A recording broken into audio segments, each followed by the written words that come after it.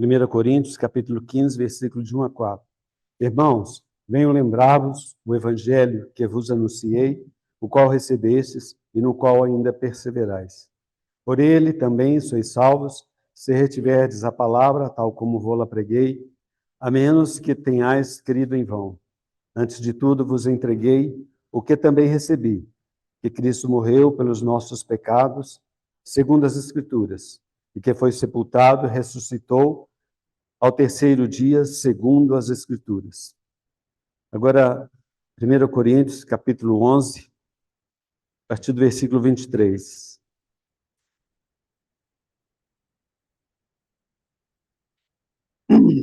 Porque eu recebi do Senhor o que também vos entreguei, que o Senhor Jesus, na noite em que foi traído, tomou o pão e, tendo dado graças, o partiu e disse: Isto é o meu corpo, que é dado por vós. Fazei isto em memória de mim. Por semelhante modo, depois de haver ceado, tomou também o cálice, dizendo: Este cálice é a nova aliança no meu sangue. Fazei isto todas as vezes que o beberdes, em memória de mim. Porque todas as vezes que comerdes este pão e beberdes o cálice, anunciais a morte do Senhor, até que ele venha. Irmãos, aqui no capítulo 15, Paulo vem falar de um evangelho que vos anunciei. Isso foi aproximadamente, quando Paulo falou isso, provavelmente tenha sido entre os anos 30 e 40 da nossa era. Na era anterior, mais ou menos entre 30 e 40 anos antes de Cristo, também foi pregado um evangelho. Também foi anunciado um evangelho. Mas esse evangelho se perdeu. Esse evangelho que foi anunciado, foi anunciado através de um general romano, Otaviano. Otaviano era um sucessor de Júlio César, não exatamente do Império Romano, mas ele era da República Romana. Até então não existia o Império Romano. E Júlio César, que era então general, governador dessa República Romana, tinha sido assassinado. E os seus sucessores, que era Otaviano e Marco Antônio, começaram uma guerra entre si, disputando aquele reinado. E eles lutaram entre si durante aproximadamente uns 10 anos. E o Marco Antônio, ele estava mais para o lado do Oriente, ali para o lado do Egito e da Grécia, onde aconteceu a guerra. E o Marco Antônio estava junto com a governadora, a rainha do Egito, que era Cleópatra, né? E o Otaviano era o sucessor direto de Júlio César. Então, houve uma guerra entre os dois. E aquela guerra durou-se 10 anos. E Otaviano venceu essa guerra. Marco Antônio e Cleópatra, eles foram para Alexandria e suicidaram ali. Isso é a história. E, a partir disso, houve-se, então, um evangelho. Evangelho significa boas novas, notícias, boas notícias. Então, proclamou-se em Roma este evangelho. O rei, o Otávio, general Otávio, venceu a guerra sobre Marco Antônio e Cleópatra e está vindo e reinará sobre Roma. E ele veio, e exatamente isso que aconteceu. Ele veio, estabeleceu o seu reino, estabeleceu-se então o Império Romano, começou-se o Império Romano. E ele governou ali. Havia dissidentes, havia os partidários de Marco Antônio e havia os partidários de Otávio. Os partidários de Marco Antônio, eles tiveram, ao ouvir esse evangelho, essa notícia, eles tiveram que se sujeitar a este novo governo.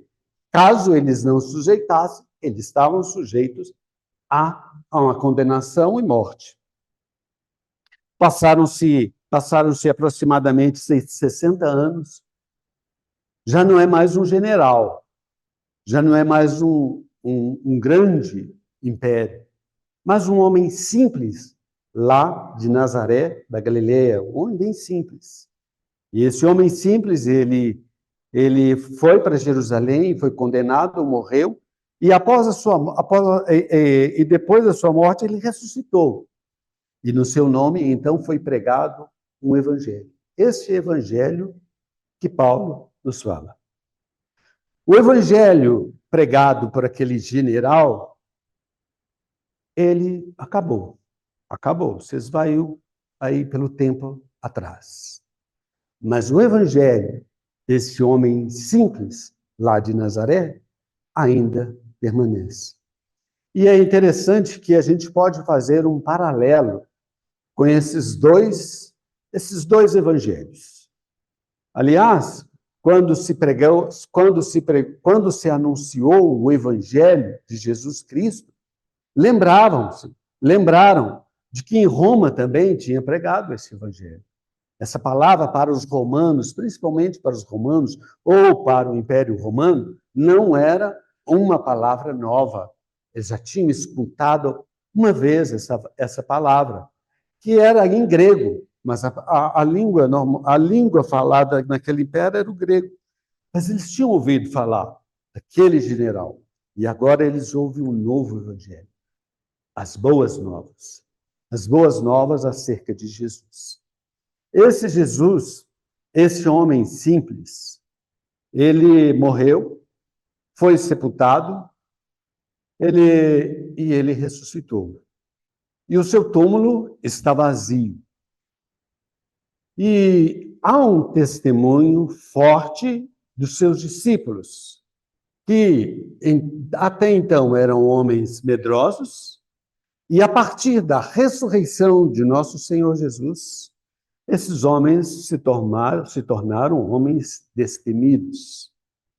E eles anunciaram de uma maneira forte que esse Jesus, ele havia sido ressuscitado dentre os mortos.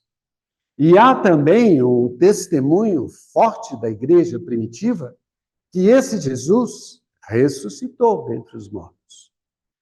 E há também um testemunho forte dos pais da igreja que esse Jesus ressuscitou dentre os mortos. O que significa, então, a ressurreição dentre os mortos? A ressurreição dentre os mortos significa que houve uma vitória. Uma vitória sobre a morte. Jesus venceu. Da mesma maneira como Otaviano venceu, Jesus venceu. Quando Otaviano venceu, ele estava ainda lá no Egito, lá em Alexandria. E ele demorou 2 anos para retornar a Roma. Mas o seu evangelho, já estava sendo pregado. Ele venceu e ele vai vir. E ele voltará. E ele vai estabelecer o seu reino. Esse é o evangelho de Otaviano. E o evangelho de Jesus. Jesus venceu a morte. Jesus ressuscitou. E o seu evangelho completo, de acordo com 1 Coríntios, capítulo 15, ele morreu pelos nossos pecados e ressuscitou, segundo as Escrituras. Ele ressuscitou, ele venceu a morte. Ele venceu a morte e ascendeu aos céus. E hoje nós temos nos céus um homem assentado à destra de Deus. O fato de ter um homem assentado à destra de Deus nos faz pensar, de uma maneira natural, apesar de às vezes é difícil de imaginar isso, mas nos faz pensar que se tem um homem na glória que viveu aqui na terra e que ascendeu aos céus, nos faz pensar que esse homem voltará. Esse Jesus voltará. E da mesma maneira como Otaviano foi para Roma e estabeleceu o seu reino, o Senhor Jesus voltará. Ele voltará e estabelecerá o seu reino. O reino de Otaviano já se foi. O reino daquele homem simples de Nazaré, ele está até hoje. Aquele general romano e Roma e todo o seu império se foi. Mas o evangelho pregado por aquele homem simples de Nazaré, filho de uma camponesa e de um carpinteiro, ele prevalece até os dias de hoje. E a sua promessa é que ele vai voltar e que ele vai estabelecer o seu reino aqui na terra. Existe esse paralelo, só que um é de palha e o outro, ele é eterno. Ele é eterno e dura até os dias de hoje. E de acordo com 1 Coríntios, capítulo 11, nós tomamos esse pão e bebemos este cálice até que ele volte. Até que ele volte. Então, irmãos, essa é a nossa esperança. Essa é a nossa esperança. O nosso Senhor Jesus, ele morreu e ele venceu. E ele voltará e vai estabelecer o seu reino aqui na terra. E nós reinaremos junto com eles. Existem muitos que não são do partido do nosso Cristo. Esses serão julgados. Mas aqueles que aceitaram o Senhor Jesus em seus corações, o receberam, esses reinarão com Cristo. Hoje, nessa mesa, esse é o nosso testemunho. Testemunho da nossa fé, testemunho da nossa esperança. O nosso Senhor Jesus morreu, o nosso Senhor Jesus ressuscitou, o nosso Senhor Jesus venceu e o nosso Senhor Jesus voltará e ele estabelecerá o seu reino. Se você ainda não recebeu o Senhor Jesus no seu coração, então não participe desses elementos. Antes de tomar uma decisão na sua vida. Hoje nós cantamos que nós somos conquistados por Jesus e atraídos pelo seu grande amor. Então, hoje ainda é dia de salvação, caso você ainda não recebeu, mas se você sentiu-se atraído por ele, abra o seu coração, receba esse Senhor Jesus no seu coração, porque ele ressuscitou e ele está vivo e ele hoje habita dentro do nosso coração, através do seu Espírito. Então, depois que você se arrepender e receber o Senhor Jesus, aí você vai poder participar desses elementos. Mas, por enquanto, não participe. Enquanto nós vamos orar, dar graças ao Senhor, e depois que nós demos graças ao Senhor aqui na mesa, os irmãos continuem com expressões de ações de graça, pela nossa fé. Por esse Senhor Jesus, aquele homem humilde de Nazaré, que se tornou um rei vencedor, e que nós o aguardamos. Fale, expresse com palavras, ações de graça, pela sua vida, pela vida dele, pelo que ele tem feito por nós. Senhor, nós te louvamos, nós te rendemos graças nesta manhã. Senhor, esse é o nosso testemunho, Senhor, diante desses elementos. Nosso testemunho, Senhor. O Senhor se encarnou, o Senhor morreu pelos nossos pecados, o Senhor ressuscitou dentre os mortos, o Senhor venceu a morte, o Senhor ressuscitou, ascendeu aos céus e está sentado à destra do Pai. Senhor, e nós cremos que o Senhor, esperamos que o Senhor volte e estabeleça o seu reino aqui na terra, assim como o Senhor hoje tem reinado nos nossos corações. Senhor, estabeleça, venha o teu reino, estabeleça, Senhor. Senhor, ao partirmos o pão, Senhor, nós lembramos, Senhor Jesus, da tua morte, Senhor, e anunciamos, Senhor, que o Senhor vem. Senhor Jesus, até a tua vinda, Senhor, nós anunciamos a tua morte. Nós te agradecemos e oramos no nome santo de Jesus. Irmãos, já tem um tempo, já compartilhei com alguns irmãos, né, do desejo do meu coração, algo que eu compartilhei há um tempo atrás sobre humildade. E eu acho interessante como o Senhor alinha as coisas. Hoje, quando o irmão compartilhou falando da ressurreição, quando eu estava estudando, eu nunca ouvi isso, irmãos, mas me veio algo, eu vou, se eu permita, com doçura falar com vocês, que me deu uma alegria quando eu estava estudando, que eu tenho um tempo que eu estou estudando esse assunto, no livro do Andrew Murray, né? E fala sobre a humildade e a beleza da santidade. Irmãos, vou dizer com seriedade, se tiver em nós uma gota de farisaísmo, isso precisa ser retirado. Porque lá no reino não tem lugar para esse tipo de pessoas. Eu peço aos irmãos que orem para que o Senhor nos dê graça para eu possa conseguir transmitir para os irmãos o que eu tenho recebido. Fui desafiado, irmãos. E você vai falar de algo que você não é? Eu falei, não sou nada. Mas aquele que está em mim é tudo. E é no nome dele que eu estou aqui, irmãos. É na graça dele, no poder dele que eu estou aqui sentado. Para falar com vocês que custaram caro, custou a vida do Filho de Deus para que nós estejamos aqui. Irmãos, nós não temos ideia do valor do sangue diante de Deus. Nós não temos ideia dessa tão grande salvação que veio até nós. Humildade, a beleza da santidade. Eu assustei que o irmão, ele pega a primeira carta de João, os irmãos abram lá comigo, por gentileza. Primeira carta de João, capítulo 4, e ele pega o verso de número 20, mas eu vou ler um pouco antes, número 19. Meus irmãos, quando eu li esse versículo, eu falei assim, olha como é que esse irmão começa a dizer a humildade, ele está dizendo, na vida diária. Esse é o título que dá a esse capítulo.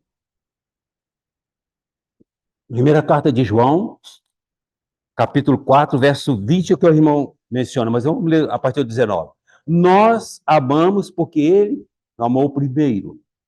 Se alguém disser, amo a Deus, e odiar a seu irmão, é mentiroso.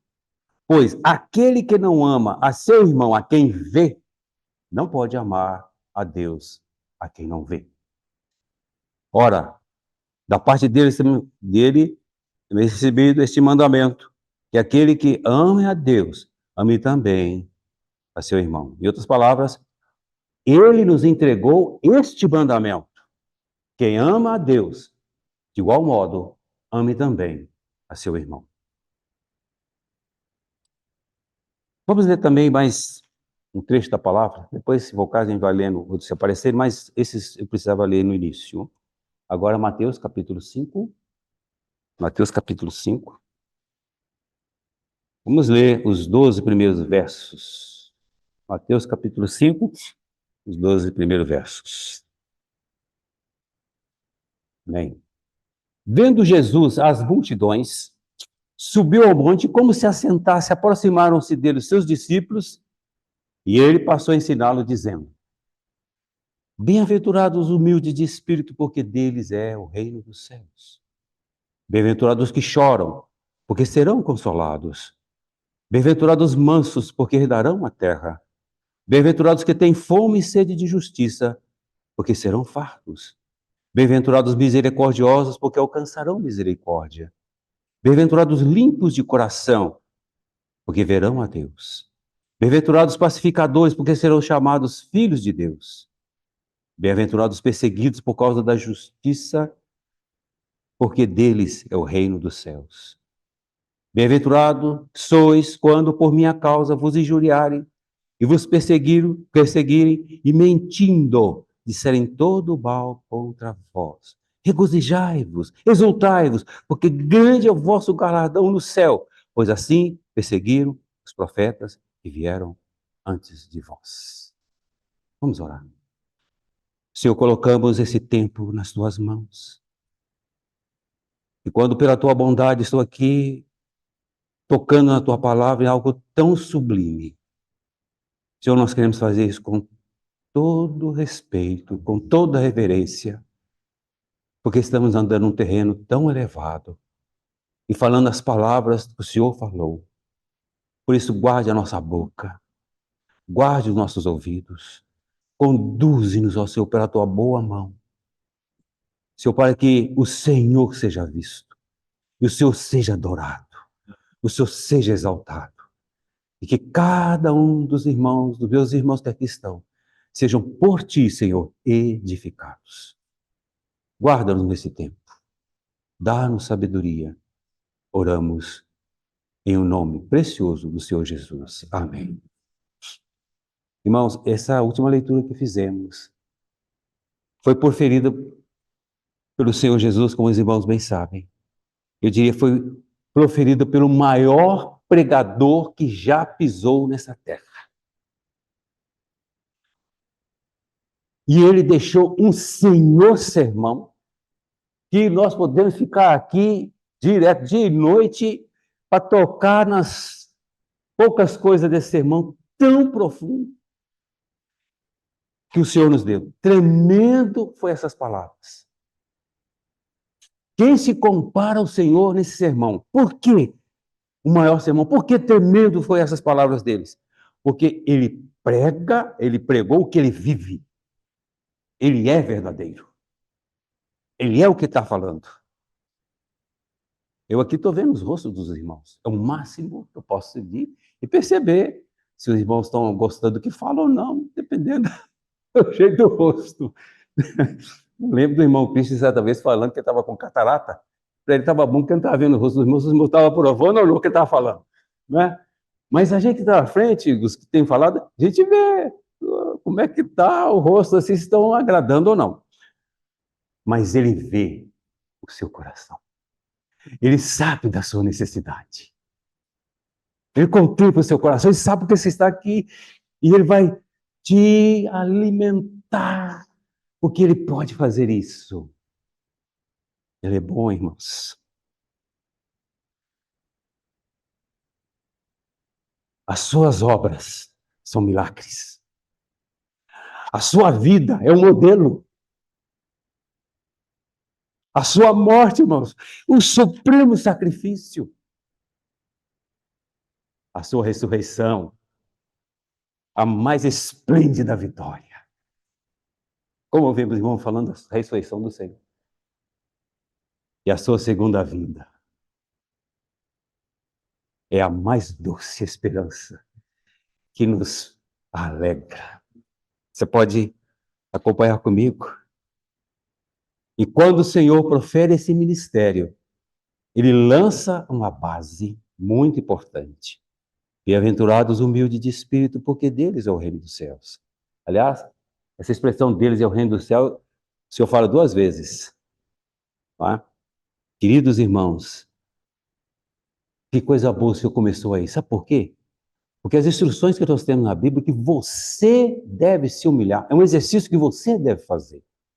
Agora, se o Senhor começa, por exemplo, bem-aventurados os limpos de coração, nós estamos perdidos. Como é que eu vou? Eu posso dizer que eu sou limpo de coração? Eu sei que não sou. Mas ele começa com algo que é um exercício que eu devo fazer. Bem-aventurados humildes. Há algumas versões que traz pobre. Né? Mas eu gosto muito dessa expressão humilde de espírito. Muito bem, meu. É uma base que o Senhor lançou para sempre. E decorrente dessa base, uma vez essa base estabelecida, as outras bem-aventuranças. Queridos irmãos, Jesus, ele falou algo que ele é. Ele diz que ele é humilde de espírito. E aí, nas palavras do irmão, esse livro ele diz, pegando João, quando diz, aquele que ama, ou melhor, aquele que não ama seu irmão, ele não pode amar a Deus de jeito nenhum. Se alguém disser, amo a Deus, e odeio seu irmão, é mentiroso. E João é muito direto no que ele fala. Ele não usa de... Ele fala ali. Irmãos, é um pensamento solene. o nosso amor, o seu amor para com Deus, ele é medido pelo amor que eu tenho para os irmãos. Se o meu amor com os irmãos não é verdadeiro, o meu amor com Deus é uma contradição. Em outras palavras, uma desilusão. Estou sendo iludido. Uma frustração, uma decepção. É falso. Esse pensamento, irmãos, deve cativar o nosso coração. E vou dizer, já falei para alguns casais, já falei em casamento, e espero falar em outros casamentos, de preferência dos que estão aqui, se o Senhor se permitir, os que ainda estão solteiros, mas se fique continuar o Senhor os console. Mas sempre digo, olha, amar não é sentimento. Amar é uma decisão. Eu decido amar. E trabalho nessa direção. Pedindo ao Senhor, que é amor, me ensine como amar as pessoas. Bem-aventurados sois quando por minha causa, eu gostaria de destacar esse, quando por minha causa vos injuriarem, vos perseguirem, mentindo, disserem todo mal contra vós. Deixa eu te fazer, isso me deixa muito alegre. Esse ponto, eu falei assim, eu não deixo pular isso não.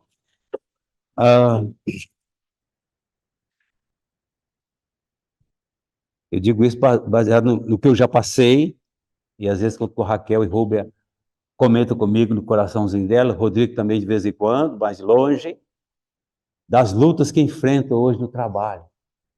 Que às vezes, você não fez nada, aquela pessoa, ele é contra você. Quem aqui no seu trabalho, quando enfrenta adversidade com alguém que você não fez nada com ele?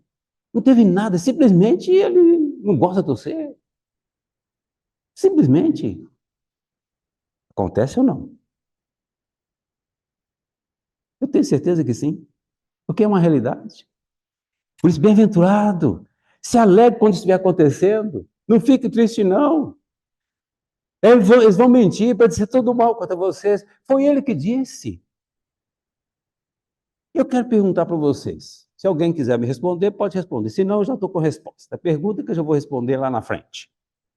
Por que Jesus é perseguido até hoje nos seus filhos? Ele foi duramente perseguido nos dias dele e continua. Irmão, você me explica por quê? Paulo dizendo a Timóteo, Timóteo capítulo 3, verso 12, lembra lá? Ora, todos quantos querem viver piedosamente serão perseguidos. Na sua segunda carta, capítulo 3. É uma afirmação que Paulo faz. Por quê, irmãos? Eu nunca ouvi. Você já viu alguém perseguir Buda? Você já viu alguém perseguir Maomé? Já? Alguém já viu? Pois é, irmãos. Por que persegue Jesus e os filhos dele? Sabe por quê, irmão? Eu me fiquei alegre, eu, a Luiz, hoje fala disso. Porque ele está vivo. Você não persegue morto, não. Defunto você vai perseguir para quê? Mas ele está vivo, por isso ele é perseguido. Você entendeu, irmão? Eu vibro com isso porque ele vive, então por isso ele é perseguido e persegue aqueles que o servem. Oh, irmãos. E ele disse coisas nesse capítulo, ouviste que foi dito, amarás o teu próximo, odiarás o teu inimigo. Eu, porém, vos digo, amai vossos inimigos e orai pelos que vos perseguem. Irmão, se você não for humilde, sabe a vontade que você tem? É de pegar seu inimigo e dar nele com toda a força o que for possível. Deixa eu falar uma experiência minha, me perdoe. Na época eu trabalhava em tesouraria, no segundo andar do prédio, no prédio comando, e tinha um colega lá que ele não me dava trégua. Estou falando que era difícil.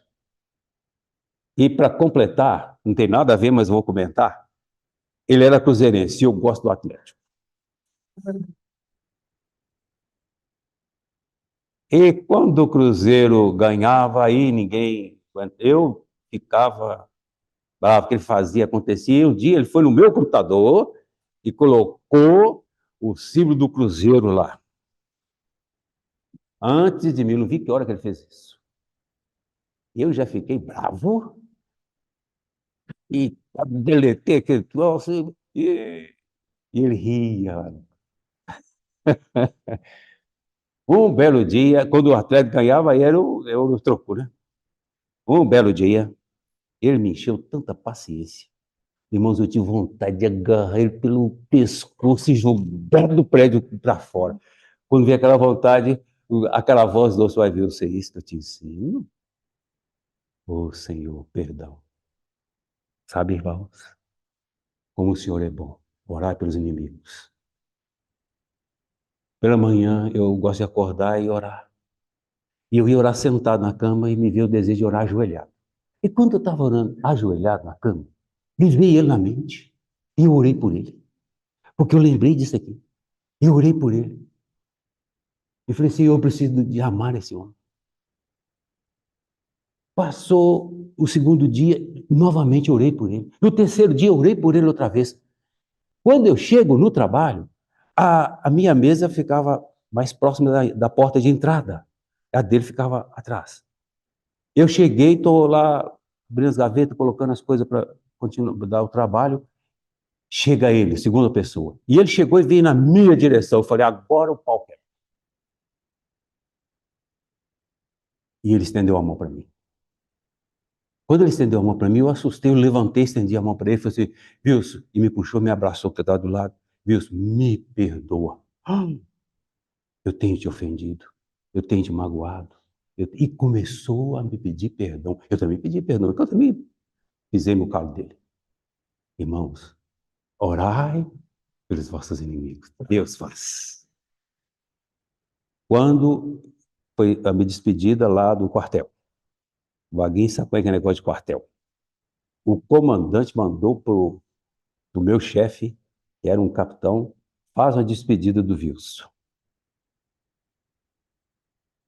E ele virou para mim, Wilson, eu quero ser o primeiro a estar aqui na sua despedida. O Rubem até assustou, porque nós entrando com o brigadeiro lá, e anuncia a entrada do brigadeiro, e anuncia esse pé de chinelo chegando lá, todo o quartel levanta e presta continência para o comandante e para o Wilson. Eu só pude falar assim, o senhor faz isso. Eu tomou um susto quando a turma levantou lá. Ufa! Irmãos, digo isso, humilha. E é Deus que te exalta. No momento que eu estava sentado, tudo isso é o Deus a quem eu sirvo. Então, irmãos, Ele nos ensinou isso. E Pedro fala claramente, você sabe muito bem. Aí, caminhamos para o capítulo 11 do Evangelho de Mateus, ele diz assim, vinde a mim. Mateus 11, a partir do verso 28. Vinde a mim, todos.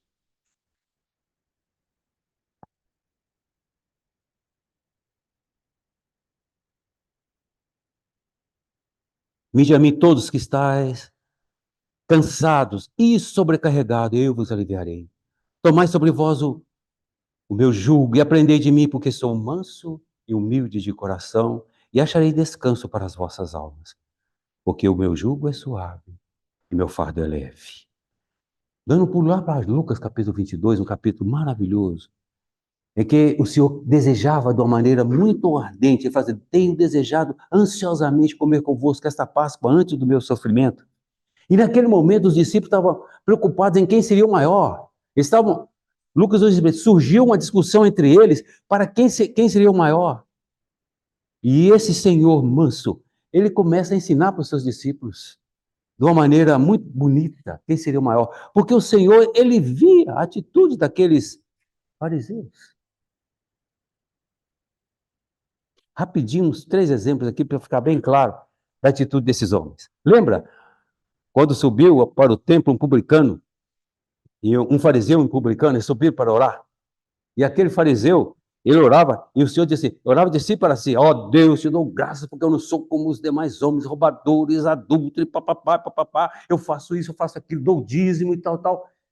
E aquele publicano, Senhor, ele se humilhava a cabeça, Senhor, se propício a mim, o pecador. Você sabe muito bem do contexto. Irmão, sabe por quê? Jesus diz assim, esse saiu justificado, que era o publicano, cobrador de imposto. E aquele não. Irmão, ele estava tão cheio. O que Deus podia colocar nele? Ele estava cheio demais. Não cabia nada. Mas, se nós humilharmos e estivermos vazios, tem como o Senhor nos encher da sua graça. Queridos irmãos, um outro episódio desse pessoal, agora o chefe da sinagoga, no sábado, o Senhor fez 7 curas no sábado. Isso eles ficavam daquele jeito. E o Senhor na sinagoga, que ele ia na sinagoga, estava no meio deles lá. Uma mulher, Lucas capítulo 13, uma mulher encurvada há 18 anos, um espírito que não podia se endireitar de jeito algum. E no dia de sábado o Senhor cura essa mulher. A reação daquele homem, chefe da sinagoga, mas que é isso? Hoje não. Segunda ou terça, mas hoje não é dia de você ser curado, não. E o Senhor Jesus disse, hipócrita. O Senhor era franco, né? Uma classe, é só ele. Quem sou eu? Hipócrita. Vocês não desprendem, no dia de sábado, boi, as ovelhas, o jumento, para levar para tomar água? Por que não podia libertar aquela mulher que 18 anos o inimigo mantinha ela presa? Queridos irmãos, o legalista, o fariseu, ele é desprovido de misericórdia, de amor e de humildade. Não existe isso nele. Um outro fato é o sermão que alguns irmãos chamam do sermão da ira do Cordeiro. O Senhor começa esse sermão, o último sermão dele, capítulo 23 de Mateus, depois é uma parte, depois ele vai por outro lado, ele estava no Monte Moriá, depois ele vai para outro monte, das Oliveiras, e ali ele vai dar as instruções, respondendo uma pergunta que os discípulos haviam feito. Aqueles vão perguntar para o Senhor se eu nenhuma resposta eu ia dar para eles, não a ressurreição, assim como foi o sinal de Jonas, né? Que o Senhor dá para eles. Mas para os seus discípulos, para aqueles que o servem, o Senhor responde. O Senhor gastou todo o resto do capítulo 24, 25 respondendo a pergunta deles. Mas, no capítulo 23, chamado Sermão da Ira do Cordeiro, vou dizer assim. O Senhor, eles estava naquelas escadarias do templo, que é chamada escadaria dos rabinos. Certamente, muitos deles estavam ali, e o Senhor profere esse sermão muito sério. E nós vamos encontrar ali o Senhor dizendo alguns ais ali. E ele começa ali, Mateus 23, 1, diz, então falou Jesus às multidões e aos seus discípulos, na cadeira de Moisés se assentaram escribas e fariseus. E olha o que o Senhor diz em seguida. Fazei e guardai tudo quanto eles vos disserem, porém, não os imiteis nas suas obras, porque dizem uma coisa, mas não fazem o que dizem. Eles não fazem o que dizem. Eles atam fardos pesados, difíceis de carregar, e põem sobre os ombros dos outros. Entretanto, nem com o dedo eles querem mover. Querido irmão, isso é o verdadeiro ator. Por isso, o Senhor completa lá o capítulo 12, assim, quem a si mesmo se exaltar, será humilhado. E quem a si mesmo se humilhar, será exaltado. Percebe que a questão é uma iniciativa nossa, minha, de cada um de nós? Se humilhar. E o Senhor, ao seu tempo, nos exaltará. E aí o Senhor vai soltar 7 ais para os fariseus. Nós encontramos lá nas bem-aventuranças também um contraste aí muito lindo. Né? Aliás, você pode fazer as comparações aí do primeiro sermão do Senhor e o último, muito bom. Se fizer esse estudo, você vai ganhar muito. Então, O Senhor profere 7 ais para aqueles escribas e fariseus. E ele coloca assim: ai de vós, escribas e fariseus hipócritas. Nessa escadaria, certamente muitos deles ouviram. E tem um outro ai, completando 8, e diz assim: ai de vós, guias cegos. Por isso, irmãos, com toda a tranquilidade diz, esses homens eram desprovidos de humildade, de misericórdia e de amor.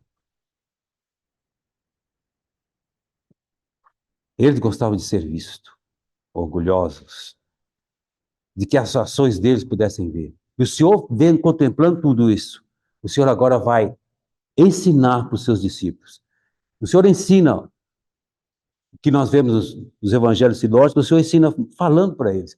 Mas quando chega no evangelho de João, o Senhor usa uma prática de humildade com eles. Irmãos, sempre quando eu leio isso, isso mexe comigo. Por quê? João capítulo 13. O Senhor sabendo que ele viera de Deus, é que ele voltava para Deus. Ele amou os seus até o fim. Mas se você continuar fazendo essa leitura, né, o Senhor levanta. No momento em que eles estavam querendo saber quem é o maior, o Senhor levanta e cinge com a toalha e abaixa até os pés deles e começa a lavar os pés de cada um, inclusive de Judas. Eu fico pensando assim, quem sabe dando oportunidade a Judas dá tempo de você arrepender. Né? Irmãos, na nossa caminhada ontem, eu lembrei muito disso. Porque o meu tênis ficou lá na áreazinha que tem em casa, ele era verde, ficou marrom. Pois é, agora tem que botar na água e lavar. A meia, Raquel, pai, põe na água de molho aí, com água com sabão, porque senão esse negócio agarra, vai ficar manchado para sempre a meia. Eu creio que ficaram de todos assim. Mas, irmão, eu estava de tênis. Eu estava com meia. O pé estava guardado e protegido. Mas naquela época não existia tênis, não existia? Sapato fechado? Os mais nobres usavam sandálias, sujava tudo. O pé sujava, entrava poeira mesmo. E o Senhor lavou os pés de cada um. Que exemplo é esse? Ele é Deus. Eu tento entender a reação de Pedro, talvez seria a minha também, ou de muitos de nós. Porque lembra, quando o Senhor pergunta, quem diz os homens seu filho do homem? E tem muitas respostas, várias respostas. Ah, é Jeremias, ah, isso é aquilo outro.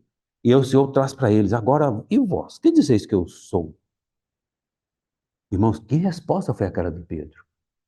Mas cuidado, cuidado. Pedro dá aquela resposta imutável, que enche o coração da gente de alegria. Tu és o Cristo, o Filho do Deus vivo. Que clareza, que coisa linda. Eu penso que depois que o Senhor diz, bem-aventurado és tu, Simão Barjona, porque não foi carne e sangue que te revelou, mas isso é coisa do meu pai. Meu pai cochichou no seu ouvido aí, você falou. Você não ia falar por você mesmo. Eu penso, irmão, você é meu, você pode me puxar na orelha, eu não me importo não. Mas eu penso que Pedro ficou meio, opa. Porque em seguida, olha o que é que acontece. Percebe, irmão? Ai, irmãos, que cuidado nós devemos ter. Né? E não somente isso, mas na frente, o Senhor profere um sermão que a turma toda está debandando. Em João capítulo 6. E o Senhor fala assim, e vós? Não quereis isso também? Lembra da resposta de Pedro? Para quem iremos nós? Só tu tens essas palavras de vida. Queridos irmãos, é fácil dizer, e até na minha mente achar que estou fazendo, me humilhar diante de Deus. Mas a minha humilhação diante de Deus será real se eu for verdadeiramente humilde para com os irmãos. E um teste maravilhoso dessa questão de humildade diante dos irmãos é quando você percebe uma falha do irmão e você chega até esse irmão Porque você, o homem, quem ama, é honesto no falar. E aquele irmão, Paulo nos fala isso em Gálatas, aquele irmão que foi surpreendido em alguma falha, você, com amor e firmeza, falar com esse irmão. Mas olha o que Paulo fala. Se o irmão, Gálatas 6:1, se o irmão for surpreendido em algum pecado, e vós que sois espirituais, deveis restaurá-lo com um espírito humilde. Sabe por quê, irmãos? Acontece tanta tristeza no meio do povo de Deus e muitos até param de caminhar, que é tão triste. Exatamente por falta de humildade. Às vezes são tão agredidos e ofendidos por algum irmão que ele fica sem condição de caminhar. Eu oro por mim, lembro do Luiz, lembro do Mário, lembro do Aloysio, de vários irmãos aqui, principalmente esse que tem levantado para falar, que fica praticamente de destaque, como estou aqui, né? Lembrando, Senhor, nos guarde, não nos permita ofender irmãos nenhum. Tem misericórdia de nós. E se porventura nós falharmos, que a gente tenha a humildade de ir nesse irmão e pedir perdão. Queridos irmãos, por que acontece tanto problema no meio dos filhos de Deus? É por isso, a falta de humildade. Eu vou, acho que eu sou melhor, e meu Deus, me guarda disso. Guarde a cada um de nós disso. Vocês estão me entendendo, irmão? Se isso for uma prática, realidade entre nós, de sermos humildes verdadeiramente, irmãos, que coisa boa vai ser. Me permita, irmão, me perdoe, mas eu vou citar. Quando, nessa caminhada com os irmãos, ia aproximava de um, ia aproximava de outro, e via eles falando comigo. Oh, irmãos, que coisa linda. Dois irmãos estão aqui, conversando entre eles, e eu estava junto lá, participando da conversa, e eles entraram numa conversa do trabalho deles, e eu falei assim, estão falando chinês para mim. A irmã, graciosamente, viu? Isso, me colocando dentro do assunto. Uma jovem amada. Ela está aqui. Oh, irmãos, como é bom estar os irmãos unidos nesse sentido. Eu faria essa caminhada sábado que vem com a maior alegria no outro, porque que bênção foi para mim. O nosso amor verdadeiro de uns para com os outros, a base, a raiz é sermos humildes. Não tem outra saída, irmãos. E cuida para que não caia e não seja tentado na mesma tentação daquele irmão. Irmãos, eu já vivi um pedacinho na minha vida e vi irmãos tendo atitudes grossas com outros irmãos e caiu exatamente naquele erro de que ele teve uma atitude grosseira com aquele irmão. Eu lembro disso, eu até me encolho. Senhor, tem misericórdia de mim. Ser humilde, irmãos, não tem problema. Você já está lá embaixo, não tem para onde se cair.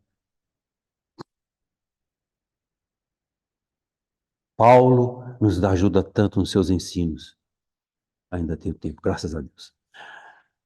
Paulo, nos seus ensinos, nos dá tanto exemplo de amor e de humildade. Não só Paulo, Pedro nos dá, João nos dá.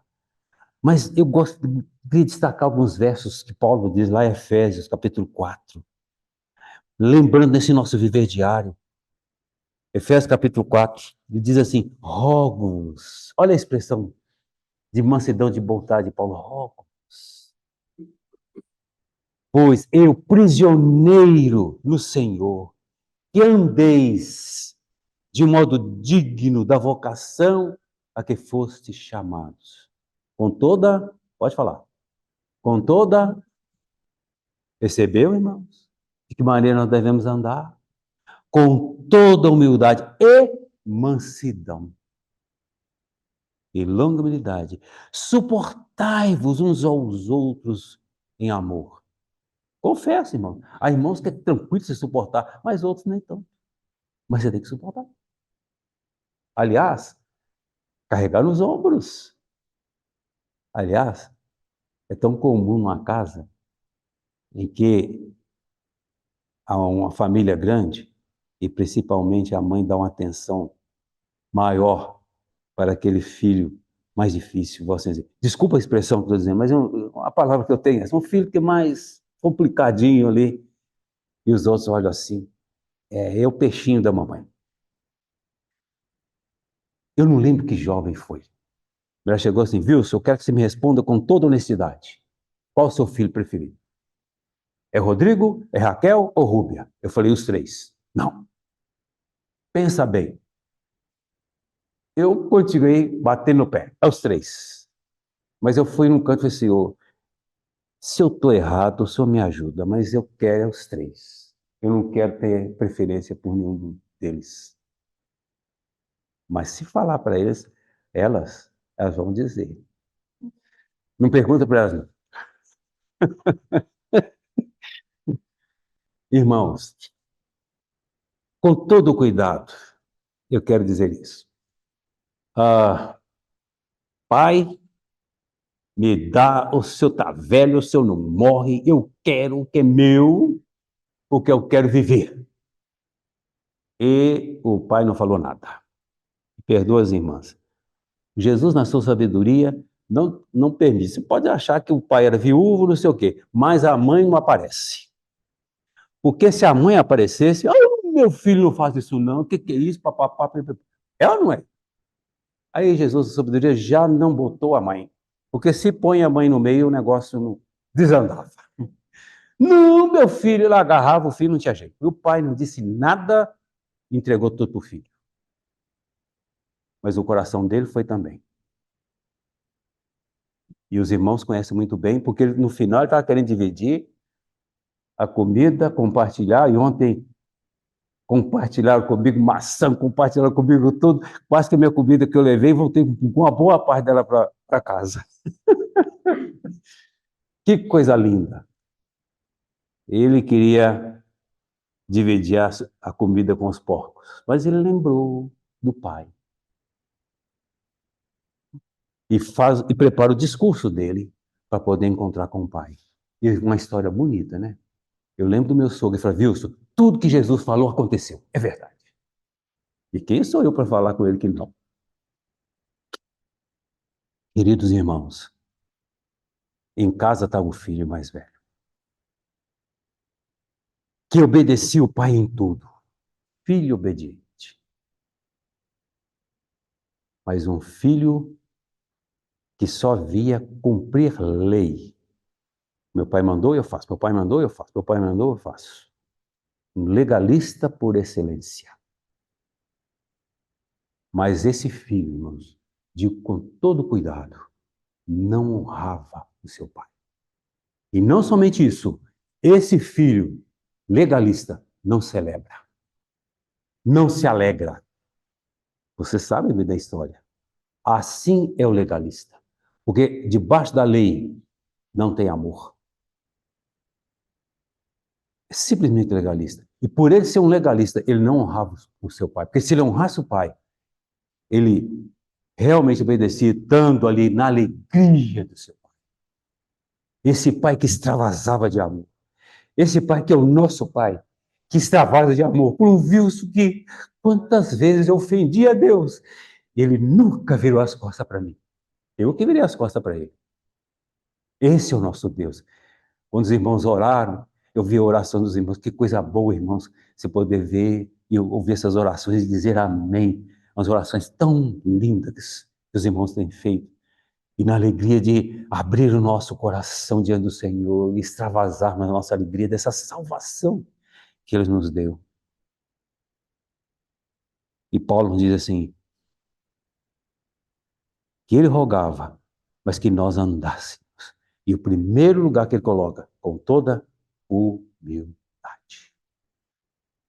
Queridos irmãos, Ele continua. Em outros textos, lá em Romanos capítulo 12, quando Ele chama a nossa atenção para nós termos um sentimento muito bonito de uns para com os outros, para não sermos orgulhosos, para viver em concordância entre nós, que não haja arrogante entre nós, mas que adotemos um comportamento humilde para com todos. E não sejamos sábios aos nossos próprios olhos. Romanos 12:6. E Filipenses, tão conhecido, não é verdade? Filipenses 2, quando ele começa a dizer, nada façais por partidarismo ou vanglória, mas por humildade, considerando o outro superior a você. Essa deve ser a nossa atitude. Tendo o mesmo sentimento, continua, que houve também em Cristo Jesus. E você sabe muito bem. E aí ele diz que a si mesmo se humilhou. Esse é o nosso Senhor. Quantos falam lá de Crônicas 7,14? Se meu povo, que se chama pelo meu nome, se humilhar. Irmãos, estão vendo quantos textos falam? Eu peguei alguns. Eu vou falar isso lembrando do jovem, porque eu percebi isso ontem. Rogo-vos igualmente, Pedro, capítulo 5.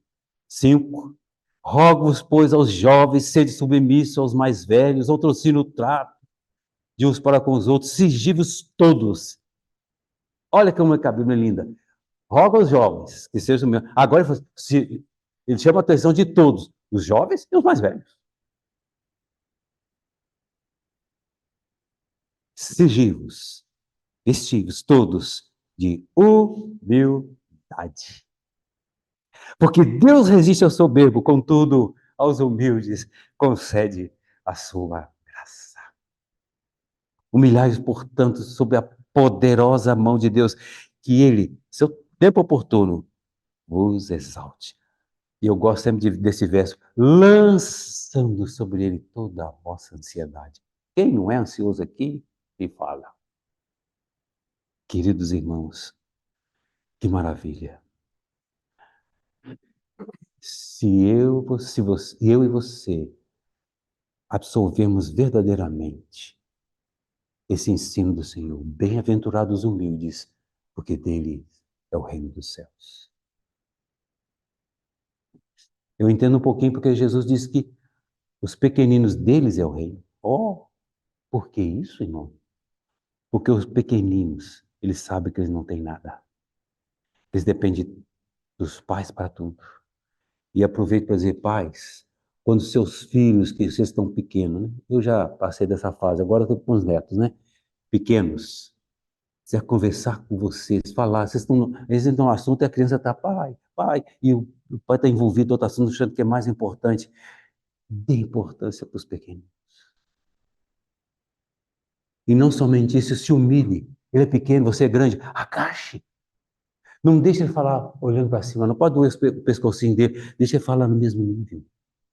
E olhe nos olhos dele. Estou dizendo isso de maneira especial aos que têm crianças aqui.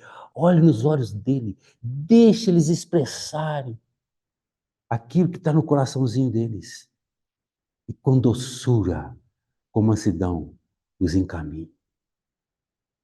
Isso vai marcar eles para sempre. São coisas que ficam lá dentro. Deus resiste ao soberbo. Esses pequeninos são simples. Eles, se tem de falar algo, eles falam. Eles não deixam, não. Porque está em fulano, tem Beltrano aqui, eles falam. Eles são transparentes. Não é? Mas são dependentes. Assim como nós. Na nossa humildade, o que é que nós temos, irmãos? O que eu posso dar, oferecer a Deus de mim mesmo? Recebo dele o que é dele para dar para ele, como os pequenos. E chega para vocês, quer dar para você, pai, que aniversário da mamãe, quer dar um presente para a mamãe, papapá. Ele quer dar o presente para a mamãe. Mas quem de fato vai dar o presente, materialmente falando? O pai compra, dá para ele, dá para a mãe. Assim como nós, como Deus. Ele nos dá para a gente dar para ele o que é dele, não é que é nosso. Eu quero, estou concluindo, irmãos. E eu pedi muito a você, não quero estar extravasando, não. Já está quase na hora, acho que eu tenho 5 minutinhos só. Quero usá-lo bem agora. Gosto muito de um texto que está registrado em Miqueias. Miqueias, o nome dele é Quem é como o Senhor. E no capítulo 6 desse livro maravilhoso, esse profeta, chamado Pequeno, para mim é um grande profeta. Capítulo 6 de Miqueias é algo que eu gostei demais de ver. E diz assim: Ele te declarou, ó homem, o que é bom. E o que o Senhor pede de ti? Que pratiqueis a justiça, que ameis a misericórdia, e que andes humildemente com o teu Deus. Oh, irmãos, que versículo maravilhoso que saltou o meu coração. E sabe, queridos irmãos, o cabeça da igreja, o dono da igreja, o Senhor da igreja, o Redentor da igreja, é humilde. Ele é manso. Como que eu, soberbo, altivo, vou caber lá dentro? Eu sou muito grande. Não entro. Vocês estão me entendendo, irmãos? Todo orgulho, toda altivez que há em nós tem que morrer. Para que a humildade ela seja percebida de uma maneira muito linda em cada um de nós. E sendo assim, irmãos, eu falei da última vez que falei sobre humildade, quero repetir para ficar gravado no seu coração. A humildade, da qual o Senhor tem nos chamado, é o único solo no qual essa sublime graça pode se enraizar. Guarde isso, irmão. A humildade é o único solo no qual a graça, essa sublime graça, pode se enraizar. Que o Senhor, na sua bondade, possa falar no seu coração aquilo que eu não fui capaz de falar. Mas que o Senhor ganhe entre nós humildade. Irmãos, nos ajudemos uns aos outros. Que entre nós isso seja uma realidade. Que possamos nos aproximar uns dos outros e expressarmos uns aos outros o amor de Cristo em nós, de uns para com os outros. Que possamos nos preocupar com bondade da vida de uns dos outros. Que possamos ser achados fazendo a vontade do Senhor, multiplicando os dons que Ele nos deu. Obrigado, Senhor, por esse tempo tão bom que o Senhor nos deu. Obrigado por estar aqui, compartilhando com os irmãos a Tua palavra tão rica, tão bela. Obrigado por cada um dos santos aqui. Eles são Teus, comprados por alto preço. Obrigado por Teu amor, que invade o nosso coração. Louvamos o Teu nome. E é no nome do Senhor Jesus que oramos. Amém.